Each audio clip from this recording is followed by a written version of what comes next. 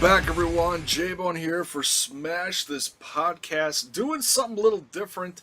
Haven't done one of these in a while where we're talking about multiple different topics. So we'll call this a Saturday night shakeup, if you will. Um, but before we jump into what the topics are at hand, we introduce you to one of my good buddies here, Mr. CM Stylez. Howdy, howdy. How How y'all doing? how you doing this Saturday night? I'm doing pretty good, Glad to be back on the podcast. It's been, like you said, it's been a long time since you've done something like this, and we're definitely got a lot to cover tonight. Yeah, I just picked a few different topics. Don't want to go too long on this because people's attention span out there is like 2 seconds lately. It Yeah, seems like that's that mine. in YouTube land. Like, ooh, something shiny.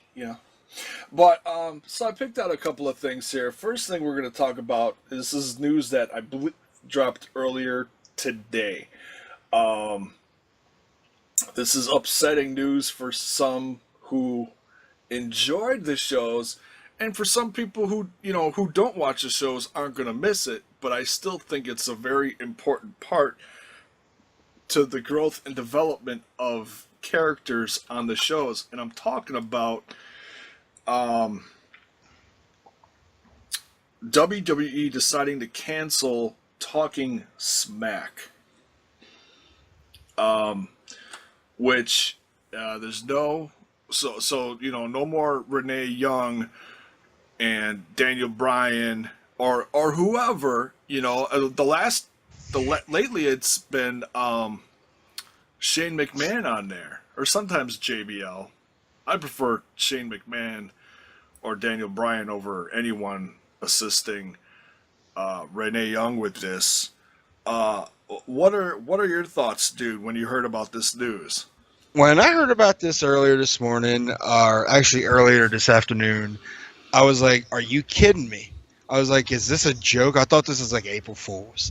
But no, they're canceling Talking Smack, which is probably the biggest mistake ever. But what does that leave with, what is that, Raw Talk? We got that show right there as well. And that's going to be on the chopping block, in the near future. But Talking Smack, like you said earlier, that's a developmental for all talent, either, rookies, legends, veterans of the ring. This helps improve their mic skills and their durability to becoming a better superstar in the WWE. And just doing this right here is just the dumbest move ever. And if this is Vince McMahon's idea of getting rid of this, then you're killing your product show by show by show. And now you're doing it with Talking Smack. Now we're on the decline with the WWE network, and a lot of people are going to be pissed because the only time they can see it is after a pay-per-view that is SmackDown based. Yeah, it's like whether you had a ring veteran, and I say veteran because he's been with the company a long time, and in my opinion, and if you've been watching me for a while, you know my opinion on The Miz. I think he's one of the greatest heels in the company right now. Um, Whether it was The Miz coming on and firing off against Daniel Bryan, or a new up-and-comer like Baron Corbin. Baron Corbin, when you look at his growth from his days starting out in NXT, being one-dimensional, basically the equivalent of like a Goldberg character. Come out there, do like one or two moves, and you're done in like 10 seconds. Yeah. To where he's gone now is he's doing promos, he's having decent matches, which took him a while, but he's a different kind of character where he's not gonna be like, say, like Seth Rollins. He's more of a monster type character. But his time when he was on Talking Smack has been, in my opinion, so critical to his development, where you get to, like, oh, okay, well, we don't like you for what you're doing on SmackDown Live or what you did in the ring on the show, but now we get to see more of an in-depth of why he's doing the things he's doing and explaining himself, and he was doing really good. Did you see those, dude? Yeah, like what was it? Like right when he won the Money in the Bank. When he won that Money in the Bank, Yeah. you know, he was out there cutting mad ass promos, badass, mad ass, however you want to describe him. Right. You know, the guy, he had a lot of work to do on his mic skills and promo skills, and I gotta say he has improved over time. And now with the show being gone, he's got to use that skill out in the ring. And I think that's exactly what they're trying to do now. They're trying to get these guys out in the ring to cut the promos instead of doing it backstage. But they're doing it all wrong. You know, this was their baby, man. This was their developmental. This was the NXT of SmackDown Live. Well, because they're building stars on SmackDown, and that's been very evident ever since the whole like brand split. Yeah. You know, building characters like AJ Styles, who is now a household name over the course of the last year and a half. You know. Exactly. I mean, we all know AJ Styles from TNA, ROH, New Japan, you know. Oh, sure. And he was a household name then, but now he's like he's in the big leagues and he's carrying the show. He's basically the face that runs the place, and I love it. And now he can't do smack, you know, talking smack. You know, no one can. And the only thing I could really say to Vince and whoever else, probably Kevin Dunn. That's all I got. Right. That's the only thing that comes to my mind is those two goofballs. I love Vince to death, but he's out of touch with his, you know, his whole product. He's trying to bring back the 1980s, which is impossible to do because the 80s died over 30 years ago. Oh yeah, I mean with the age of social media and everything, the dynamic of wrestling and the wrestling fan has changed so much. Now apparently they are going to keep the show around for post pay-per-view spots, whether it be a Raw or SmackDown based show, or you know hopefully, you know, for like at least the big four. But we'll see what happens. You know, at least they would have like, I don't know. Yeah, it's just a big disappointment to me right now. It is, you know. I mean, I never like, you know, after watching 3 hours of Raw, which has become critically hard to do. Yeah. For a lot of fans, including myself at times, you know. But I but catch it's like, myself falling asleep. but after watching, you know, SmackDown and watching the quality of stuff they put on SmackDown, now lately it's been a little it hasn't been quite as good. You know, they're killing off a lot of tag teams and stuff. Yeah, which is a damn shame. It is, and it's, you know, I hope they have a quick fix set up because they're going to need something soon after, you know, losing several different tag teams. You know, you can't kill that many tag teams and not have a backup plan. I mean, we saw what happened to brands like TNA where they dumped like literally all their veterans within a year, and now they're scrambling with a crop of new blood, which, you know, some of it is very good, but, you know, it's a very slow growing pace when you do that much of a drastic thing at once. Yeah. So we'll have to see, you know, maybe they'll listen to the fans and they won't get rid of it, but it's not a lot of times when you know, get a fan-based movement going that they really do something, unless it was something as big as like Daniel Bryan. But let's see, if you do want to make a difference or try to make a difference, throw up the hashtag save talking smack, if anything. You know, I really feel for Renee Young because she was very good at doing what she did to help co-host that show with whoever she had, whether, like I said, whether it was Shane, Daniel Bryan, or JBL. yeah, I can't stand JBL. I don't think anybody can anymore. I mean, I respect his work ethic that he had back in the past, but his time is over, and I think it's time to just sit back and relax and retire and maybe just work on Fox News or something. Talk Yeah, politics. yeah. Like I like his network stuff, like his interviews with the legends. That'll take.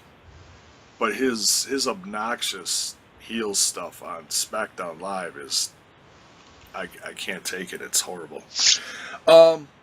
All right, so there's that topic. Now we'll go on to something else that a lot of people talked about, and some people just brushed it off like, this really doesn't mean anything. To some people looking at this like, oh my god. And I'm talking about the return of CM Punk, or possible return of CM Punk. I shouldn't say like he's coming back, but it was brought up on the Wrestling Observer the other day. Where's the article? Here we go. While speaking about Mauro Ranallo's return to the company, he wrote about how some people will leave the company in horrible terms, but most end up returning. Meltzer wrote, that's why no matter what is said, WWE wants CM Punk back, even though Punk is adamant about never going back. History tells you time heals a lot of wounds. So, people reading this are like, what? It's not like the WWE is going to set out a press conference and say, we are leaving an open invite for Mr. CM Punk to return. No, they're not going to do that. No.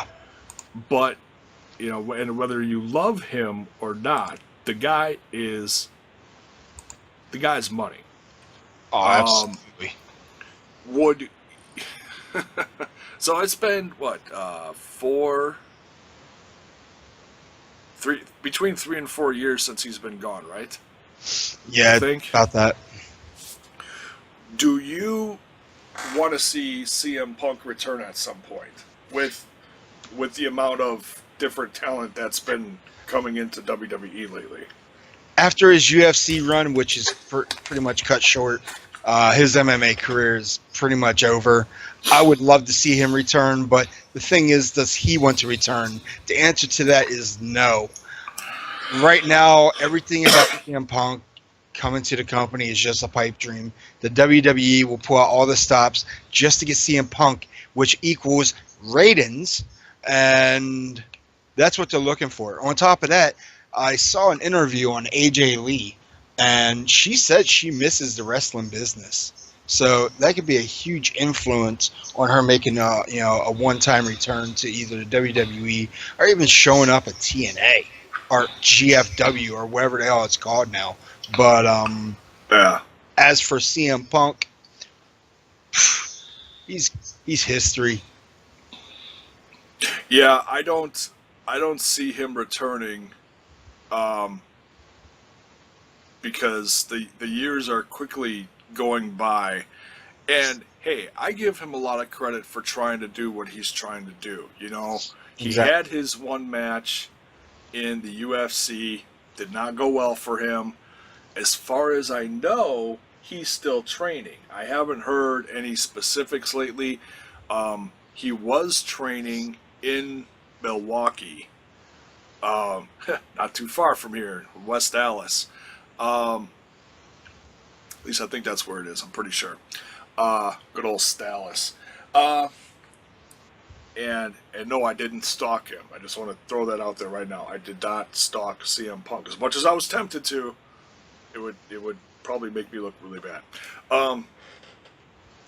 So yeah, I don't know where he's at. I know he just did the MTV reality show thing. Do you remember what that was called? Was that the pros versus whatever? Yeah, it was something. Yeah, Pros versus vets or some shit like that. I saw that, something. and CM Punk got rubbed really hard, and he took it to heart. And I'm thinking to myself, you know what? I think it's time to just pack your bag, go home, recuperate yourself, and think about your future. think about what you want to do, because sooner or later that money's going to run out and you're going to want to go back to your old lifestyle. You're going to miss something. The fans miss you. I know I miss them. I mean, shit. I do too, and I know there's a lot of people that were really. I mean, lots of fans were really pissed when he just up and left. They took it personal because Punk was one of those guys that became what did they call him?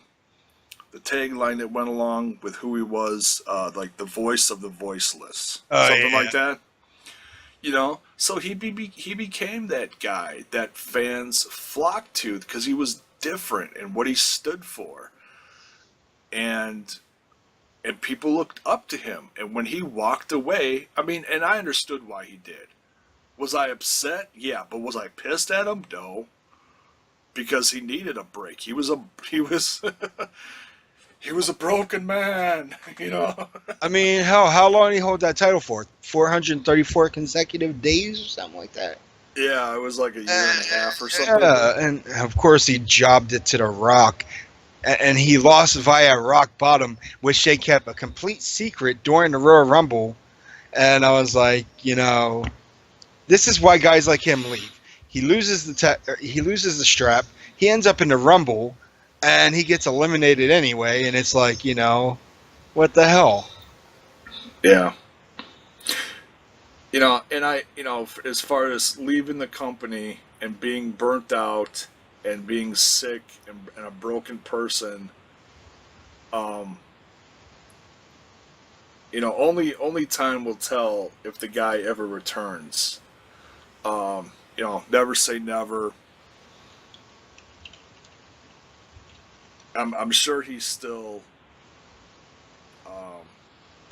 upset about certain things, and I know there is still that ongoing lawsuit that's just kind of hanging out there. I haven't heard any development on it as far as that doctor suing him and Colt Cabana for what are they going to sue him for? Defamation of character?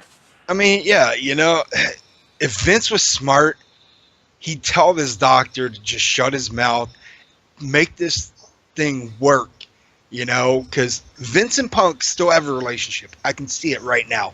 They still have something going. And although it's not very tight, but they're far away, but Vince is always reaching out, grabbing that brass ring for him, and it's a business. It is, and just come home is all I say. Yeah. The wrestling industry is your home. MMA was never your home. You wanted to try it out. It was like a hobby. You failed at it. Shit happens. Move on. Go back to what you love the most, because this is what you were made for. You are the best in the world. You're the voice of the voiceless. You're CM fucking Punk, for Christ's sakes.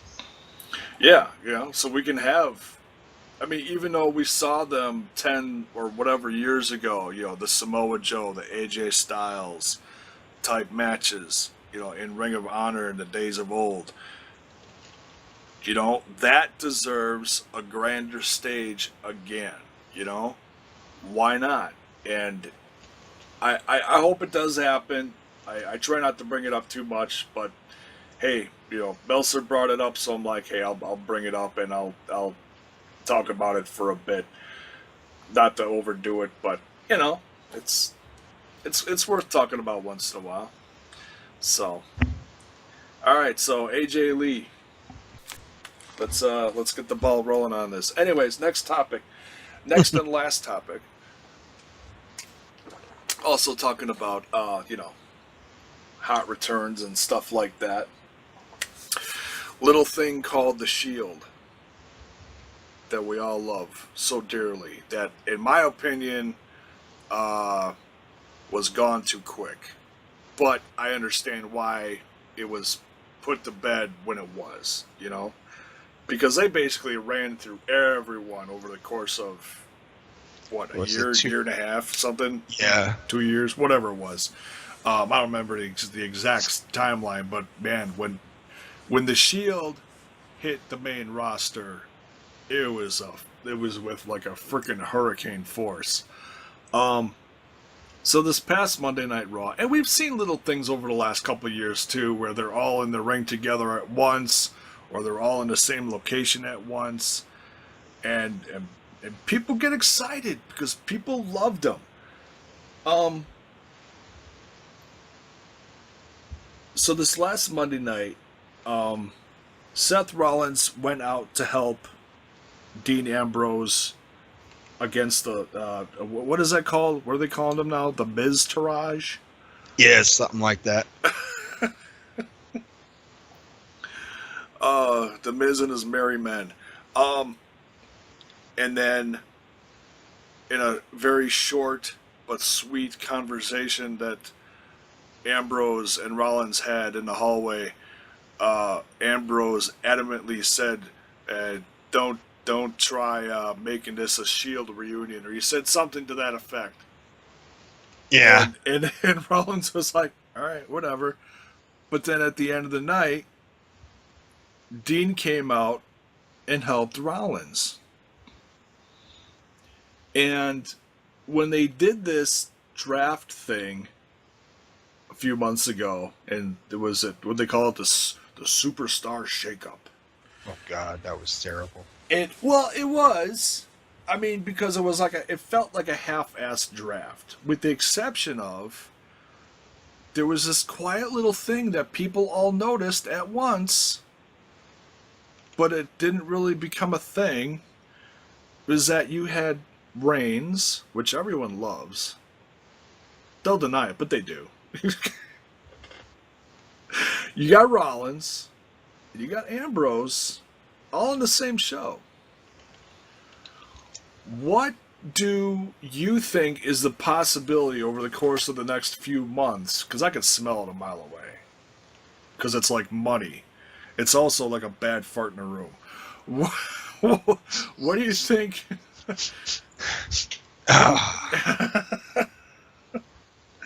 What do you think of the possibility of a Shield reunion happening within the next, say, few months to a half a year leading up to, like, you know, the end of the Big Four coming up next spring?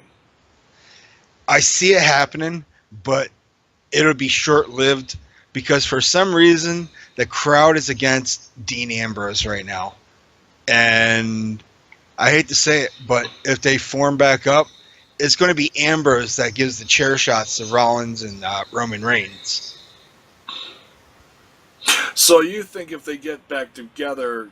Short-lived. It's going to be ugly.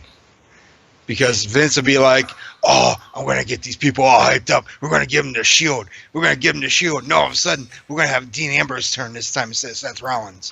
Be like, you know... That's in my mind, but okay, anything is possible. I can see. Well, that's how people thought it should have went in the first place. Because when it did happen, I think it really did shock a lot of people and upset them at the same time. But I think it was still well done.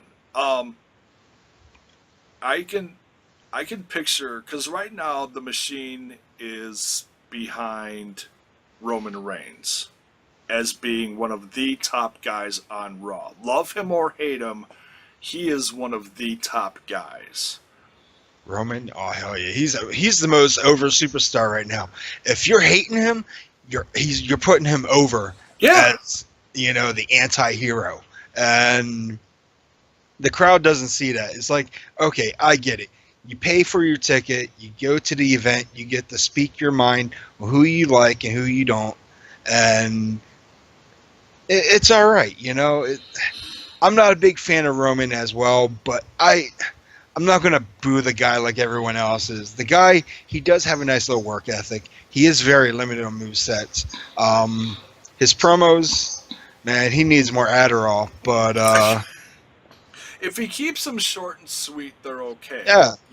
Roman Reigns is not the kind of guy to sit out there for 20 minutes and cut a promo with fill in the blank.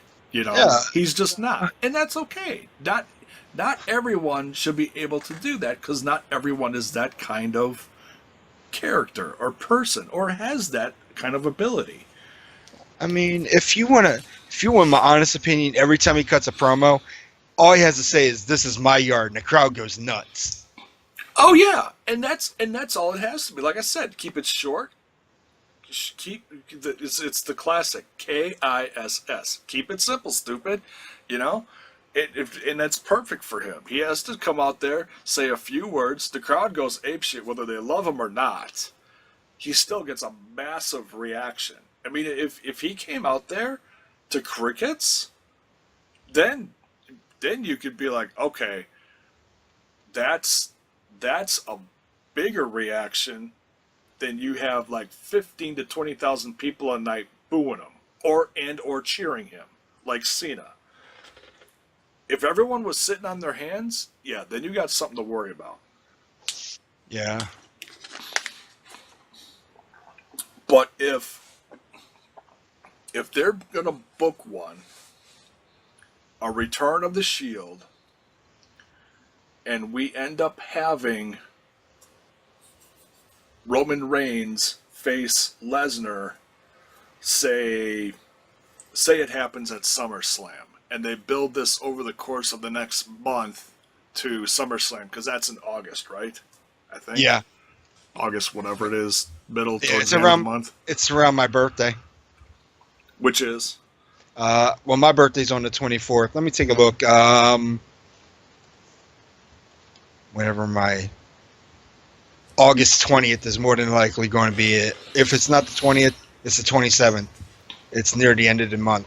Okay, so they have more than enough time, because we're in like the middle of July-ish.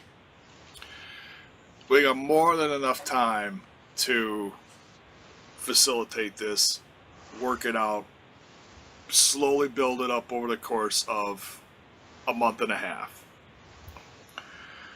If they build up this feud, which they could do it slowly, and because Brock's going to be a part of it. We know that, because it's one of the big four.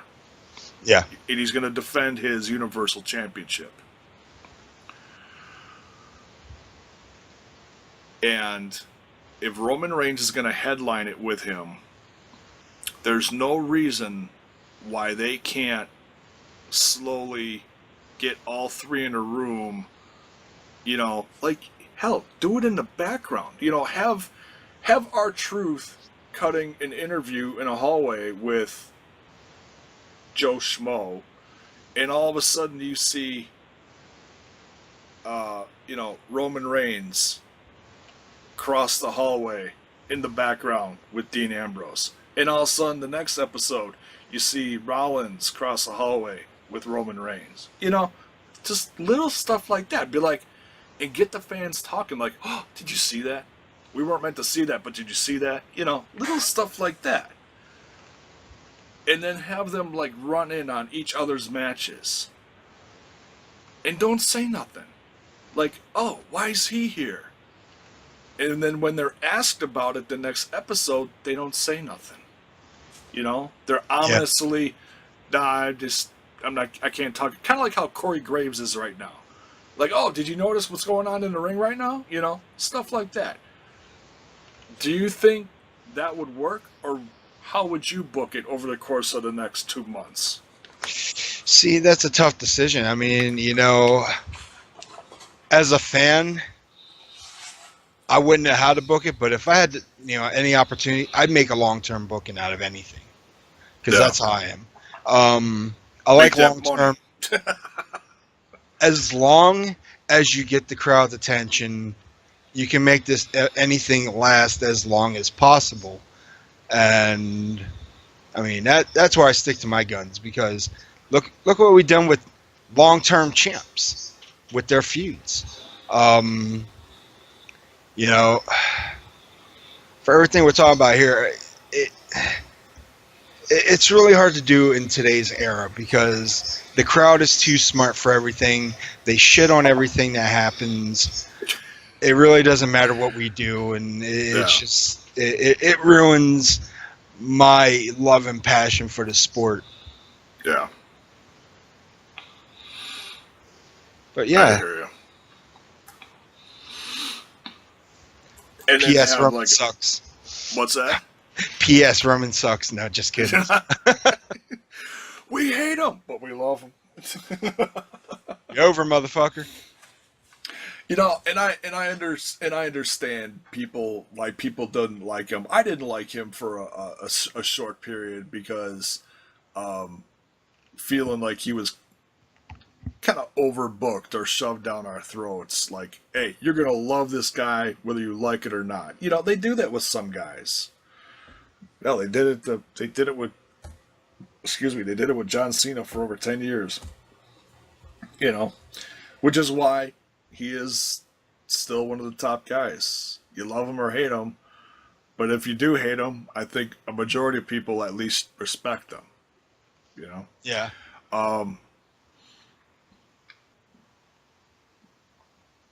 So yeah, that's pretty much it for tonight. The three things I wanted to cover between the canceled shows, the possibility of Punk coming back, and the possibility or booking of a possible Shield reunion. So yeah, you know, we'll have to see. You know, if anything's going to happen out of the three, I think the best chances are a Shield reunion. Yeah, I mean, bring it back for a short time, and then after that, one of them turns heel, which mainly will be. It's got to be Dean, because Dean's, as the IWC is saying now, boring. Yeah. And screw you guys. Who cares what he is right now? This guy, he's an awesome worker. I love his character. He's laid back. That's the best part about him. And when he's in the ring, he can destroy you in a heartbeat. But Yeah, they like see things otherwise. when Ambrose went crazy this past Monday night, you know, chair swinging, I missed that.